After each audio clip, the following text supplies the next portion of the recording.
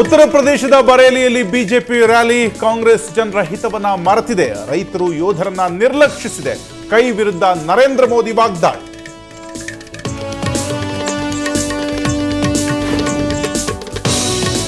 ಕುಮಾರಸ್ವಾಮಿ ಮೊಯ್ಲಿಯ ನಡುವೆ ಒಳ ಒಪ್ಪಂದ. ಚಿಕ್ಕಬಳ್ಳಾಪುರದ ತ್ರಿಕೋನ ಸ್ಪರ್ಧೆಯೇ ನನಗೆ ಲಾಭ. ಮಾಧ್ಯಮ ಸಂವಾದದಲ್ಲಿ ಬಚ್ಚೇಗೌಡ ಹೇಳಿಕೆ.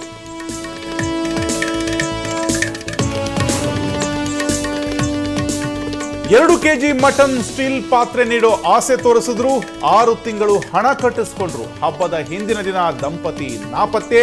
ಮಟನ್ ತಿನ್ನೋ ಆಸೆಯಲ್ಲಿದ್ದವರಿಂದ ಪ್ರತಿಭಟನೆ.